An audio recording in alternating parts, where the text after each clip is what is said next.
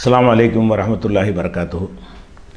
அன்பிற்குரிய சகோதர சகோதரிகளே, தமிழ்நாடு தௌஹீத் ஜமாத் என்ற ஒரு இயக்கம் தரங்கெட்டு போய் இஸ்லாத்தினுடைய அடிப்படை கொள்கைகளை விட்டும் தடம் புரண்டு போய் தான் தோன்றித்தனமாக நடந்து வருவதை தங்களுடைய ஒவ்வொரு செயலின் மூலமாக நிரூபித்து வருகிறார்கள். அதன் மீது அதிகமாக நம்பிக்கை வைத்திருந்த மக்கள் அதை விட்டு சிறிதாக கலன்று வெளியேறி கொண்டிருக்கிறார்கள். இந்த காட்சியை நீங்கள் பரவலாக பார்க்கிறீர்கள்.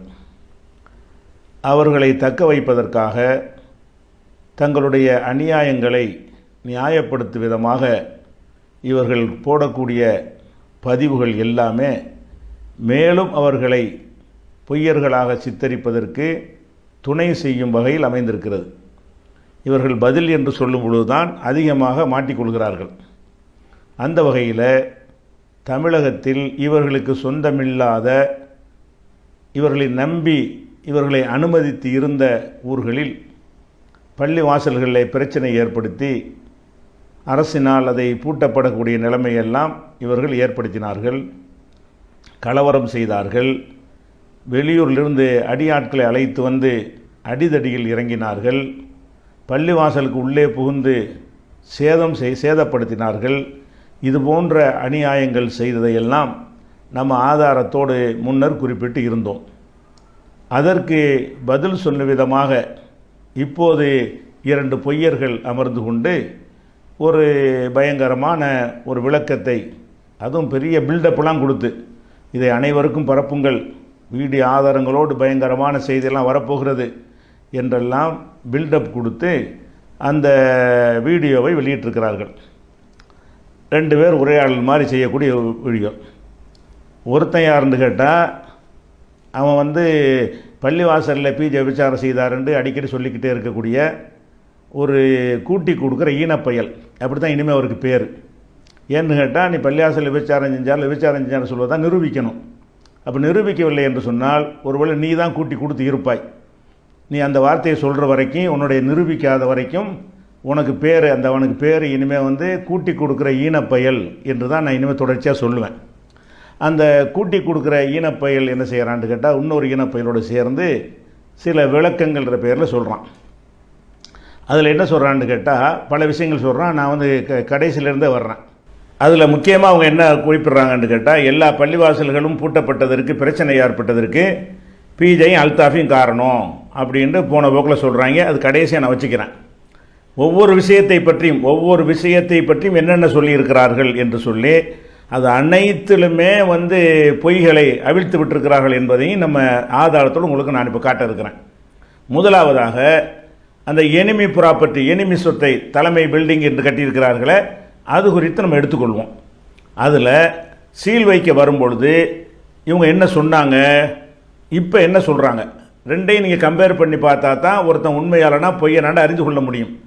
இப்போ முதல் தர ஒருத்தன் சொல்கிறான்னு வைங்களேன், அது பொய்ன்னு நம்ம கண்டுபிடிக்க முடியாது. நேற்று ஒன்று சொல்லி இன்றைக்கி ஒன்று சொன்னால் தான் இது முரண்பாடு பழிச்சு நமக்கு தெரியும். அப்போ சீல் வைக்க வந்தாங்க இல்லையா, அந்த சீல் வைக்க வரும்போது அந்த நிருபர்கள்லாம் வந்துட்டாங்க அந்த இடத்துக்கு. இவங்க ஆட்கள்லாம் கூடி நிற்கிறாங்க. அந்த இடத்துல அவங்க என்ன சொல்கிறாங்கன்னு பாருங்கள். இப்போ யாருக்கு சார் வாடகை கட்டுறீங்க நீங்க? ஆக்சுவலா அந்த பில்டிங் வாடகை யாரு கட்டுறீங்க சார்? இந்த பில்டிங்கினுடைய வாடகை மும்பையில் இருக்கக்கூடிய கஸ்டடி ஆபீஸுக்கு ஒரு வருஷத்துக்கு 3 லட்சம் ரூபா 4 லட்சம் ரூபா அதை கட்டுறோம். அவங்க ரிசிப்ட் தர்றாங்க. வருஷத்துக்கு 3 லட்சம் ரூபா 4 லட்சம் ரூபா அதை கட்டுறோம். அவங்க ரிசிப்ட் தர்றாங்க. அப்போ இதில் என்ன சொல்கிறாங்கன்னு கேட்டால், பொதுமக்கள்லாம் பார்த்துக்கிட்டு இருக்கிற மீடியாவில் போகுது, அதில் எவ்வளவு நீங்கள் வாடகை செலுத்துறீங்கன்னு கேட்குறாங்க. அதுக்கு என்ன சொல்கிறாங்க, இந்த ஈனப்பைய சொல்கிறான், நாங்கள் 3 லட்சம் 4 லட்சம் வாடகை கட்டுறோம்.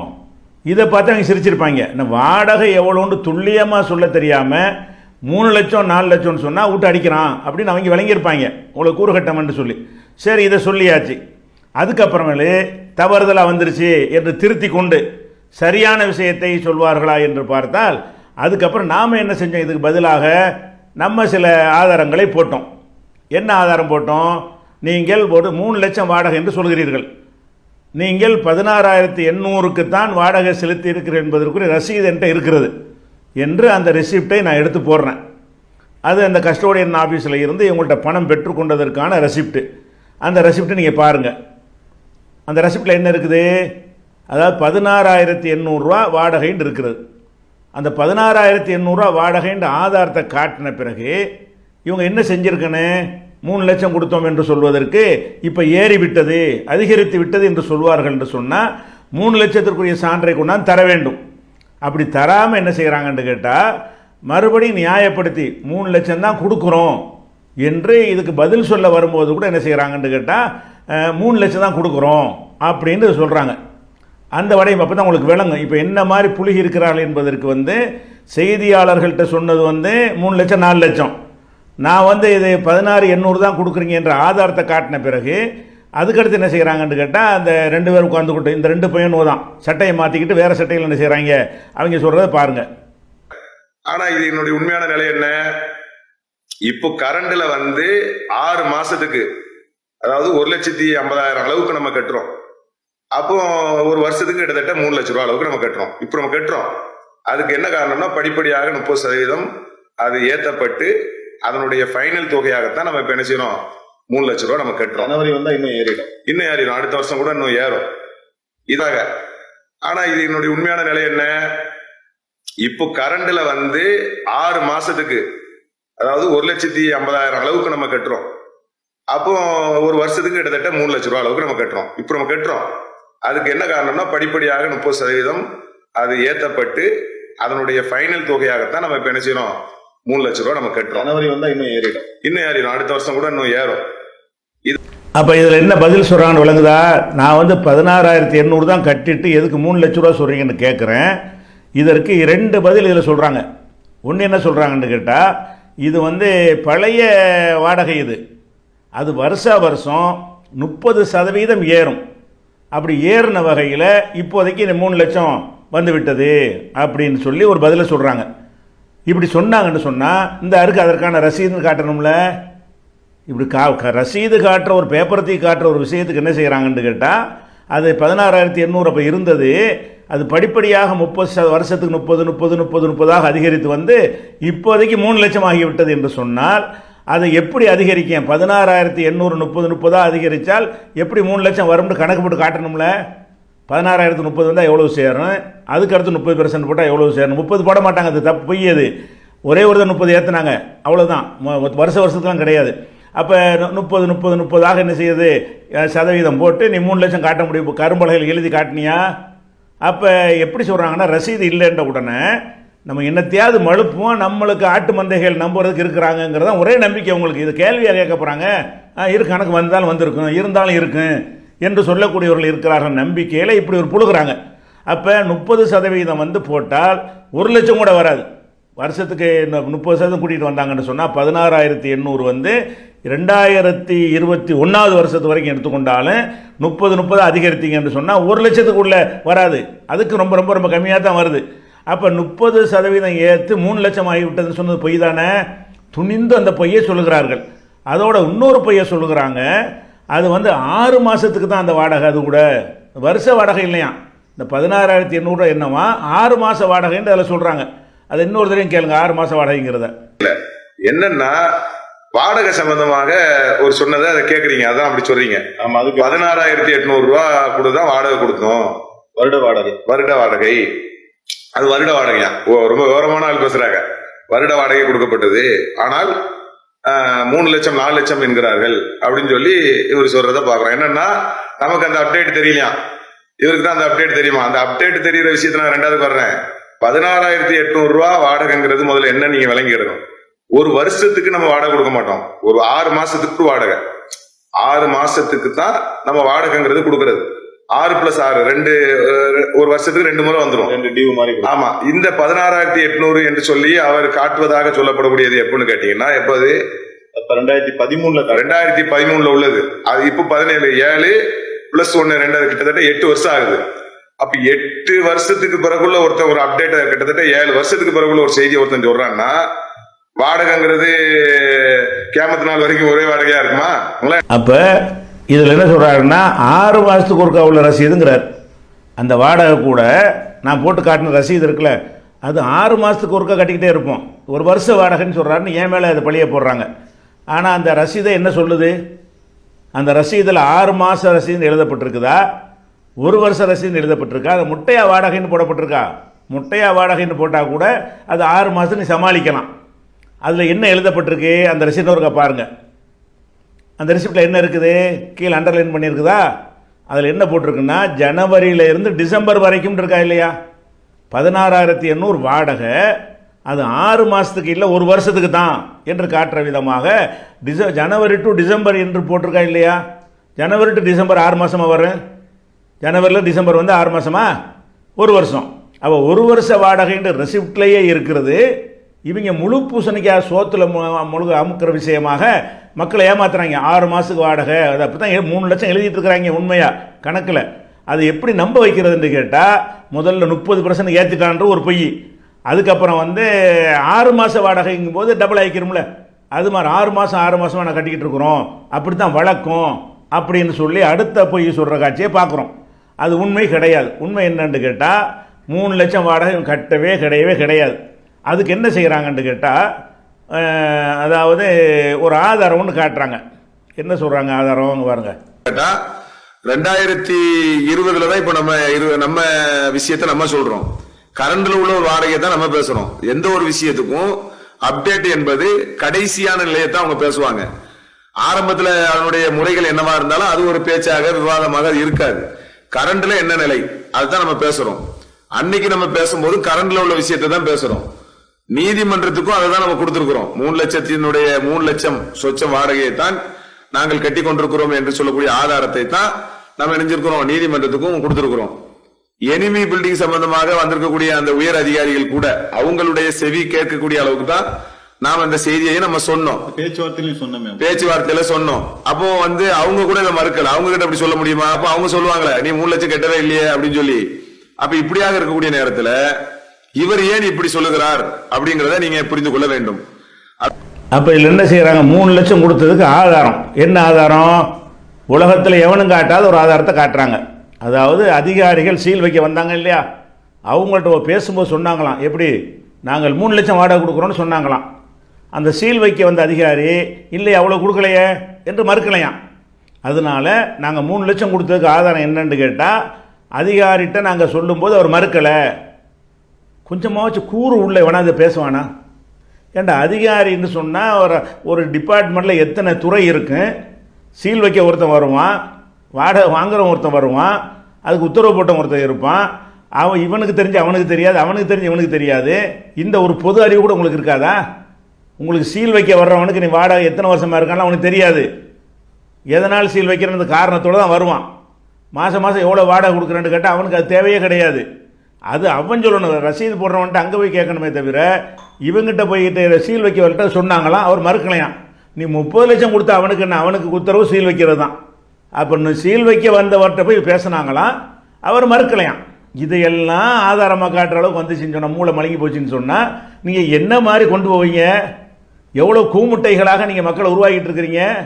அறிவுக்கும் ஆற்றலுக்கும் ஒரு திறமைக்கும் ஒரு முன்னோடியாக இருந்த ஒரு மக்களை எப்படிப்பட்ட முட்டா பசங்களை மாற்றிட்டு இருக்கிறீங்க. அதிகாரத்தை சொன்னோம், அதை மறுக்கலைங்கிறாங்க. அடுத்து என்ன செய்கிறாங்க தெரியுமா? கோர்ட்லையும் இப்படி தான் சொல்லியிருக்கோங்கிறாங்க. கோர்ட்டில் உள்ளது பேசக்கூடாதுங்கிறாங்க. ஒரு நேரத்தில் நீதிமன்றத்தில் இருக்கிறதுனால் நாங்கள் சில விஷயங்களை பேசவில்லைங்கிறாங்க. அப்போ என்ன செய்கிறாங்கன்னா, இப்போ உள்ளது என்ன வந்துச்சு? இப்போ போட்டு காட்டின கிளிப்பில் என்ன வருது? நீதிமன்றத்தில் நாங்கள் இப்படி தான் 3 லட்சம் வருஷத்துக்கு கொடுப்பதான் சொல்லியிருக்கிறோம் என்று ஒரு பில்டப் கொடுக்குறாங்க. நீதிமன்றத்தில் என்ன கொடுத்தாங்க? நீதிமன்றத்தில் கொடுத்ததுன்னா அந்த கோர்ட்டில் அந்த இடைக்கால தடை வாங்கினாங்கல்ல, அப்போ கொடுத்த தீர்ப்பை சொல்கிறாங்க. நீதிமன்றத்தில் கொடுத்த பேசக்கூடாதுன்னு ஒரு பக்கம் சொல்லுவாங்க. இவங்களுக்கு சாதகமாக இருக்கிற விஷயத்துக்கு நீதிமன்றத்தில் கொடுத்தோன்னு சொல்லிக்கிறாங்க. சரி, நீதிமன்றத்தில் நீ 1 கோடி ரூபா வாடகை கொடுத்தன்னு சொன்னாலும் அது ஆதாரமாகுமா? நீதிமன்றத்தை நீ சொல்லியிருக்கிற, அவ்வளவுதான்.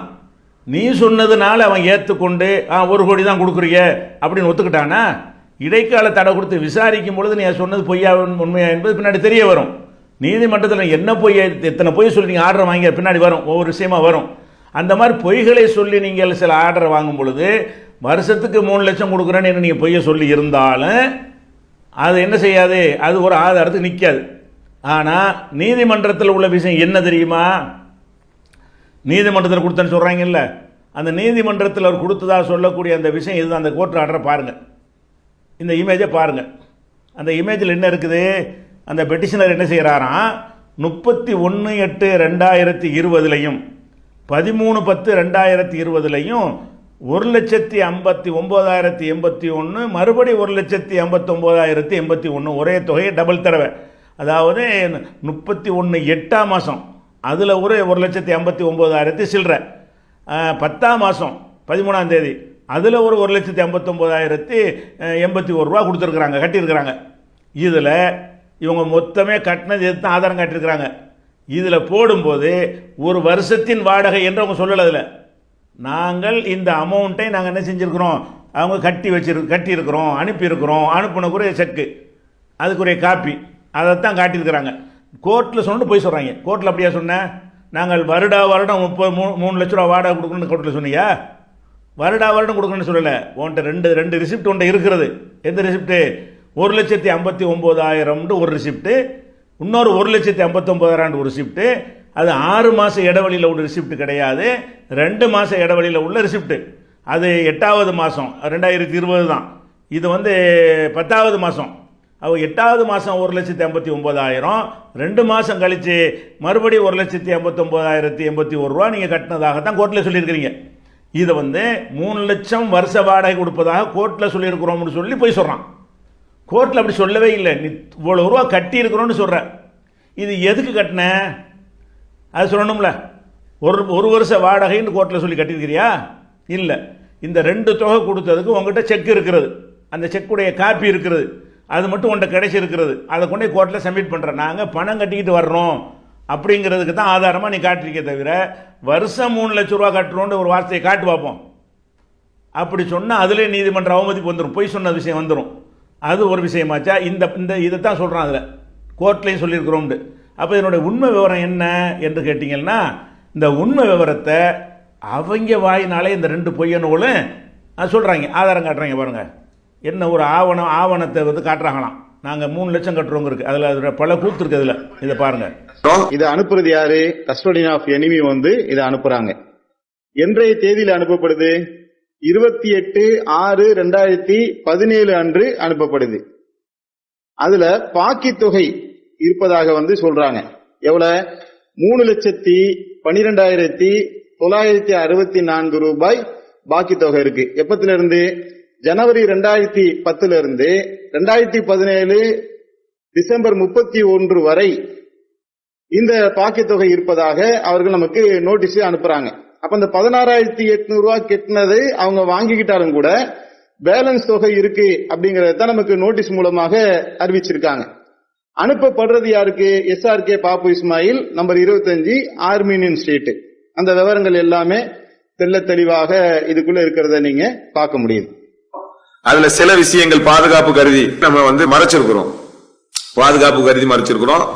அதுதான் இதில் உள்ள முக்கியமான தகவல் என்பதை சிந்தனையாளருக்கு போதுமான பதிலாக இருக்கும் என்பதனை தெரிவித்துக் கொள்கிறோம். அன்பிக்கு அப்ப இதில் என்ன சொல்றாங்கன்னு கவனிச்சீங்களா? ஒரு ஆவணத்தை காட்டுறாங்க. என்ன ஆவணம்? இந்த 3 லட்சம்னு சொல்லி தொலைச்சு விட்டோம். 3 லட்சம் இதையாக காட்டணும் என்பதற்காக வேண்டி அந்த எனிமி கஸ்டோடியன் ஆஃபீஸிலேருந்து உங்களுக்கு ஒரு நோட்டீஸ் வருது. அந்த நோட்டீஸில் என்ன வருதுன்னா 3,12,000 ரூபா நீங்கள் கட்டுங்கன்னு வருது. அதை ரவுண்டு பண்ணி காட்டுறாங்க. 3,12,000 ரூபா சில்லறை எங்களுக்கு நோட்டீஸ் வந்திருக்குது. சரி, அது எப்போ வந்திருக்குது? அந்த தேதியை ரவுண்ட் பண்ணி காட்டுறாங்க. அது இதில் என்ன சொல்ல வர்றாங்கன்னு கேட்டால், 3 லட்சம் கட்டுங்க, ஆதாரம் கட்டிங்கல்ல, இந்த ஆதாரம் 3,12,000 கட்டியிருக்கிறோம்ல அப்படின்னு போகும் பொழுது அது கீழே உள்ள வரையும் தெரியாதனமாக படிச்சு விட்டாங்க. அவங்க படிக்கட்டு நம்ம படித்து தான் காட்ட போகிறோம். கீழே உள்ள வரி என்ன படிச்சுட்டாங்கன்னு கேட்டால், நீங்கள் 2010 ஜனவரியில் இருந்து 2017 டிசம்பர் வரைக்கும், அதில் வாசம் அப்படி இருக்கிறது, அது அவங்கள படிக்கிறாங்க. 2010 ஜனவரியில் இருந்து 2017 டிசம்பர் வரைக்கும் உள்ள 7 வருஷத்தினுடைய பாக்கி வாடகை, 7 வருஷத்தின் வாடகை. அப்போ 7 வருஷமாக நீங்கள் வாடகை செலுத்தவில்லை அப்படிங்கிற ஒரு நோட்டீஸ் வருது. அந்த 7 வருஷத்துக்கு தான் 3,12,000 ரூபா, வருஷத்துக்கு இல்லை. 7 வருஷத்துக்கு நீங்கள் வாடகை கட்டவில்லை, அந்த 7 வருஷ வாடகையை நீங்கள் கட்ட வேண்டும் நோட்டீஸ் வருது. இந்த நோட்டீஸுக்கு எடுத்து தான் இந்த கோர்ட்டில் 2 தடவை கட்டினாங்க. கோர்ட்டில் போட்டிருக்காங்களே, 1,59,000 1,59,000 இரு தவணையாக 2 மாதம் இடைவெளியில் அந்த தொகையை கட்டி முடிக்கிறாங்க. அந்த கோர்ட்டில் கட்டின தொகை எந்த வாடகை? 7 வருஷ வாடகை. 7 வருஷம் வாடகை கட்டாமல் இருந்தாங்க இல்லையா, அந்த வாடகையைத்தான் 3 லட்சத்தி சில்லறையை 2 பார்ட்டாக பிரித்து 1,59,000 1,59,000 பிரிக்கும்போது கூட வருதுன்னா வட்டி போடுவாங்க, பெனால்ட்டி போடுவாங்க டைம் ஆயிடுச்சுன்னா. அப்போ 1,59,000 1,59,000 சொல்லி 2 தடவையாக என்ன செய்கிறாங்க, அந்த வாடகையை கட்டின ரசீதை தான் கோர்ட்டில் கொடுத்துருக்கான். அப்போ நீ கோர்ட்டில் கொடுத்த ரசீது எதை பேசுது? 7 வருஷத்துக்கு 3 லட்சம் ரூபான்னு கோர்ட்டில் கொடுத்துருக்குற. உனக்கு நோட்டீஸும் அதுதான் வந்திருக்கிறது. கோர்ட்டில் கொடுத்ததாக என்ன சொல்கிற? வருஷம் 3 லட்ச ரூபா வாடகை கட்டணும்னு கோர்ட்டில் சொன்னோம். அப்போ உங்கள் கூப்பிட்டையெல்லாம் என்ன நினைப்பாங்க? ஓ, கோர்ட்டில் சொல்லிட்டாங்களே, கரெக்டாக தான் இருக்கேன். கோர்ட்டில் நீ அப்படி சொல்லவே இல்லை. கோர்ட்டில் 2 தடவை பணம் கட்டினது பார்த்துருக்குறாங்க. என்ன விவரம்லாம் தெரியலை, அவங்களுக்கு தெரியலை. 1,59,000 அதை நான் 3 லட்சம் ரவுண்டு சொல்ல மாட்டாங்க, 3 சில்லறைம்பாங்க. அதனால தான் 1,59,000 1,59,000 இது என்ன விளங்கிட்டாங்கன்னு கேட்டால், ஓ வருஷம் 1,59,000 தான் குடும்பம் மேலே இருக்குது. நீ அப்படி காட்டுறதா இருந்தா கோர்ட்டில் நீ எப்படி காட்டின்னு தெரியுமா? 2016 வாடகை இவ்வளவு, 17 வாடகை இவ்வளவு, 18 வாடகைன்னு அப்படி காட்டணும். நீ 7 வருஷ வாடகைக்கு உள்ள 2 ரசீதை மொத்தமாக காட்டுற. இந்த 2 ரசீதும் எதை குறிக்குது என்று சொன்னால் 7 ஆண்டுடைய வாடகை காட்டுகிறது. அப்போ என்ன செய்கிறாங்கன்னா, இது நீதிமன்றத்தில் சொல்லிட்டோன்னு சொல்லிவிட்டு அது நீதிமன்றத்தில் சில மறைச்சி வச்சிருக்கணும், வெளியில் சொல்லாமல். கோர்ட்டு பிரச்சனையாக சொல்லக்கூடாதான், இந்த பொய் சொல்லலாமாண்ணா. கோர்ட்டில் சொல்லாத ஒன்றை சொன்னதாக சொல்லலாமா? நாங்கள் வாடகை செலுத்தி இருக்கிறோம் என்பதையும் பொய்யாக மக்கள்கிட்ட சொல்லலாமா? சிலதை மறைச்சி வச்சிருக்கிறாங்களாம் கோர்ட்டு பிரச்சனையினால. இது எதுக்கு தெரியுமா? இது இவங்களுடைய ஸ்டைலு. என்ன ஸ்டைல் தெரியுமா? இப்போ சிறுவரையில் சொத்து வாங்கினா சொன்னாங்க, சொத்து எங்கடான்னு கேட்டோம். அதெல்லாம் சொல்ல முடியாது, காசு இருக்குன்னு தெரிஞ்சால் இன்கம் டேக்ஸ் வந்துடும். காசு இருந்தால் மட்டும்தான் இன்கம் டேக்ஸ் வருமா? சொத்து இருக்குனாலும் வருமா? சொத்து வாங்கணுங்கிறீங்கள, சொத்தை வாங்கிட்டாலும் எப்படி வாங்கணும்னு கேட்பான், கேஷாக வச்சுருந்தாலும் கேட்பான். இது ஆன்சரே கிடையாது. ஆனால் இப்படி சொன்னால் நம்பக்கூடிய தலையாட்டிகள் ஏற்றுக்குருவாங்க என்பதற்காக வேண்டி எல்லா ஊழல் குற்றச்சாட்டு வரும்போது என்ன செய்வாங்கன்னு கேட்டால், அரசாங்கத்தில் இது கண்காணிப்பு, அதுக்காக சில இதை மறைச்சிக்கிறத நான் சொல்லுவோம் அப்படிம்பாங்க. இது அதே மாதிரி இப்போ என்ன செய்கிறாங்கன்னா, 3 லட்சம் ரசீது இல்லை, 3 லட்சம் கொடுக்கவும் இல்லை, வாடகை செலுத்தவும் இல்லை. 7 வருஷத்துக்கு தான் இந்த மாதிரி 3,12,000 ரூபா கொடுத்துருக்குறாங்க. வருஷம் கொடுத்து 7 வருஷத்துக்கு 3 லட்சமாக இருந்தால் 7 வருஷத்துக்கு 21 லட்ச ரூபா நோட்டீஸ் வந்திருக்கணும். உனக்கு 7 வருஷ வாடகை 21 லட்ச ரூபா கட்டுங்கள்னு வந்திருக்கணும். உனக்கு 7 வருஷத்துக்கே 31 லட்ச ரூபா வருது என்போது 3,12,000 வரும் என்போது மாதத்துக்கு 3 லட்சம் இல்லவே இல்லைன்னு சொல்லி உன் வாயிலிருந்து எல்லாம் நினைச்சிட்டான் வெளிப்படுத்தி காட்டி பச்சையான ஒரு பொய்யை நீங்கள் சொல்லியிருக்கிறாங்க. கோர்ட்டுலாம் பிரச்சனை, கோர்ட்டுக்கு மறைச்சலாம் ஒன்றும் கிடையாது. இல்லை அப்படி மறைக்கிறதா நோட்டீஸ் ஏன் காட்டினேன்? இப்போ கோர்ட்டில் உள்ள ஒரு நோட்டீஸ் தானே இது. இந்த 3 லட்சம் கேட்டது தானே பணத்தை கட்டியிருக்கிற. இது ஏன் படித்து காட்டுற? நாங்கள் இது சம்பந்தமாக தீர்ப்பு வந்த பிறகு தான் பேசணும், ஒத்த வார்த்தை முடிச்சுட்டு போக வேண்டியானே. இதுக்கு எது 1.5 மணி நேரம் உட்காந்து பேசுகிற? அப்போ கோர்ட்டுங்கிறலாம் காரணம் கிடையாது. ரசீது எங்கேங்கிற ஒரு பதிலுக்கு மட்டும் கோர்ட்டு கோர்ட்டா அப்போ சரிதான் அப்படி தான் ஆட்டம் வந்திருக்குது. ஆனால் கோர்ட்டுக்கு இதுக்கு என்னடா இதை சொன்னால் என்னடா வரப்போகுது? கோர்ட்டில் என்ன பிரச்சனைன்னு கேட்டால், ஒரு நீதிமன்றத்தில் ஒரு வழக்கு இருந்தால், எனக்கு உங்களுக்கு வழக்கு இருந்துச்சுன்னு சொன்னால் அந்த வழக்கு எப்படி போய்கிட்டு இருக்கிறது, சரியாக போகிறதா, ஒழுங்காக தீர்ப்பளிப்பார்களா அப்படிங்கிற மாதிரி பேசுவது தான் கூடாது. நான் வழக்கு போட்டிருக்கிறேன் என்று பேசினா தப்பா? நான் வழக்கில் இன்னென்ன ஆதாரங்களை சமர்ப்பித்திருக்கிறேன் அப்படின்னு சொன்னால் தப்பா? நீதிமன்ற நடவடிக்கைகளை விமர்சிக்கும் விதமாக, அந்த தீர்ப்புக்கு குந்தகம் விளைவிக்கிற விதமாகத்தான் அதை பேசக்கூடாது. அப்படிங்கும்போது என்ன செய்யறது? காவிரி பிரச்சனைக்கு ஏன் நீங்கள் போராட மாட்டேன் என்கிறீர்கள்னு கேட்டால், போராடினா தீர்ப்பு வரமுந்தி போராடினா நீதிமன்ற அவமதிப்பு, அது நீதிமன்றத்தில் இருக்குது, அரசியல்வாதி சொல்லுவாங்க. அதை மட்டும் கேட்டிருக்கிறாங்க. கேட்டுப்பட்டு இப்படி ஒரு வழி இருக்கு போல இருக்க, நீதிமன்றத்தின் அவமதிப்புன்னு சொல்லி தப்பிச்சுக்கலாமே என்பதற்காக கண்டுபிடிச்ச தந்திரம் தானே தவிர கோர்ட்டு மேட்டெலாம் கிடையாது. ஒன்ற ரசீதில் கள்ள கணக்கு தான் எழுதிட்டு இருக்கிறேன். அதுதான் உண்மையில் உண்மை. அது மாத்திரம் இல்லாமல் இன்னொரு விஷயம், அதாவது நான் ஒரு ரசீதை போட்டிருக்கிறேன், 16,800 போட்டிருக்கிறேன். அதுக்கு ஒரு பதில் சொல்கிறாங்க விளக்கம். 16,800ங்கிறதுக்கு ரசீது பல மாதிரி கட்டுவோம், 100 ரூபா கூட கட்டுவோம், 10 ரூபா கூட கட்டுவோம். எவ்வளோ கட்டுறோமோ அவ்வளோ ரசீது தருவாங்க. இது ஒரு ஆதாரமா? நான் 16,800 ரூபா தான் வாடகை கொடுக்குறாங்கன்னு நான் ஆதாரத்தை போட்டிருக்கிறேன். அந்த ஆதாரத்தை ஒண்ணுமில்லாம ஆக்குறதுக்கு ஒரு வாதம் வைக்கிறாங்க. அந்த வாதத்தையும் கேளுங்க. தனியா ஒரு காப்பி தர்றாங்க. 16,800 கெட்டினதுக்கு பில்லு கொடுக்குறாங்க. கெட்டினதுக்கு பில்லு கொடுக்குறாங்களே தவிர 100 ரூபா கட்டினா 100 ரூபாய்க்கு பில்லு. 100 ரூபா கட்டினா 100 கட்டுவோம். நீ 16,800 இல்ல, நீங்க 100 கட்டினா 100 கொடுப்பாங்க, 10 ரூபா கட்டினா 10 ரூபா கொடுப்பாங்க. மீதிய பேலன்ஸ் கணக்குல அவங்க வச்சிருக்காங்க. அப்போ புல் அரிக்குதா மாதத்தை பார்த்தீங்களா, இந்த அறிவுகளை பார்த்து அப்படி புல்லரிக்க வேண்டி இருக்கிறது. அதாவது 16,800 ரசீது என்பது இருக்குது, அது அந்த அர்த்தம் இல்லையா. நம்ம எவ்வளோ கொடுக்குறோமோ அவ்வளோ ரசீது தருவார்கள். 100 ரூபா கொடுத்தா கூட 100 ரூபா ரசீது தருவார்கள். 10 ரூபா கொடுத்தால் 10 ரூபா ரசீது தருவார்கள். அந்த வாடகை தனியாக நிலுவையில் என்ன செய்வாங்க, பெண்டிங்கில் வைத்துக்கொண்டு பிறகு வாங்கிக் கொள்வார்கள். அப்படி தான் அர்த்தமே தவிர 16,800 தான் வாடகை என்பது கிடையாது. அது வாடகைக்கு வகையில் ஒரு தொகையை நாங்கள் சிறு தொகையை கொடுத்துருக்குறோம் அப்படின்ட்டு அடுத்த ஒரு பொய்யை விழுவுறாங்க. அந்த ரசீதில் என்ன போட்டிருக்கு, அந்த ரசீதிலே என்ன இருக்குது, கீழே முதல்ல தொகை இருக்குதா, ரசீதை பாருங்கள் இன்னொரு தடவை. அந்த ரசீதில் என்ன போட்டிருக்கு, 16,800 தொகையை கொடுத்துருக்கா. அந்த எதுக்கு உள்ள தொகைன்னு கீழே குறிப்பிட்டிருக்கேன் பாருங்கள். ஜனவரியிலேருந்து டிசம்பர் வரைக்கும் போட்டிருக்கா. அதாவது ஜனவரி முதல் டிசம்பர் வரைக்கும் உள்ள வாடகை 16,800 அப்படின்னு சொன்னால் அந்த ஒரு வருஷத்தினுடைய வாடகை தொகை தானே 16,800. அதைத்தானே கட்டியிருக்குன்னு வருது. இவன் என்ன சொல்கிறான்னு கேட்டால் 16,800 சும்மா அடையாளமாக கட்டுவோம், பிறகு மீதி 3 லட்சத்தில் மீதி தனியாக கேட்பாங்க, அப்புறம் கட்டிக்கிறோங்கிறாங்க. அந்த ரசீது அவங்கள பொய்யாக்குது. ரசீது என்ன செய்கிறது, இல்லைடா ஒரு வருஷத்துக்கு நல்லா போட்டிருக்குது. நான் ஒரு இடத்துல வாடகைக்கு இருக்கிறேன், 10,000 ரூபா வாடகைன்னு சொல்கிறாரு. நான் என்ன செய்கிறேன், ஒரு 1000 ரூபாய் கொண்டே கொடுக்குறேன். 1000 ரூபா கொடுத்தா 1000 ரூபாய்க்கு ரசீது கேட்குறேன். அவர் என்ன ரசீது தருவார், 1000 ரூபா பெற்றுக்கொண்டேன்னு தருவார். அது பிரச்சனை இல்லை.